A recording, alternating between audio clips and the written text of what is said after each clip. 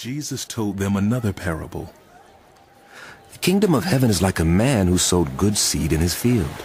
But while everyone was sleeping, his enemy came and sowed weeds among the wheat and went away. When the wheat sprouted and formed heads, then the weeds also appeared. The owner's servants came to him and said, "Sir, didn't you sow good seed in your field? Where then did the weeds come from?" "An enemy did this," he replied. The servants asked him, "Do you want us to go and pull them up?" "No," he answered, "because while you are pulling the weeds, you may uproot the wheat with them. Let both grow together until the harvest. At that time, I will tell the harvesters, first collect the weeds and tie them in bundles to be burned. Then gather the wheat and bring it into my barn." He told them another parable.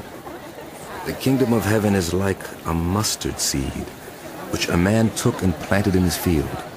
Though it is the smallest of all seeds, yet when it grows, it is the largest of garden plants and becomes a tree, so that the birds come and perch in its branches.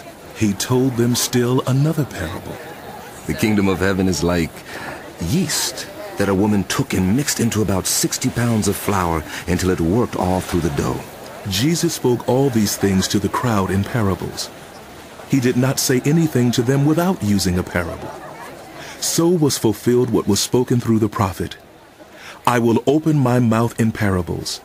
I will utter things hidden since the creation of the world." Then he left the crowd and went into the house. His disciples came to him and said, "Explain to us the parable of the weeds in the field." He answered, The one who sowed the good seed is the Son of Man. The field is the world, and the good seed stands for the people of the kingdom. The weeds are the people of the evil one, and the enemy who sows them is the devil. The harvest is the end of the age, and the harvesters are angels. As the weeds are pulled up and burned in the fire, so it will be at the end of the age. The Son of Man will send out his angels, and they will weed out of his kingdom everything that causes sin and all who do evil.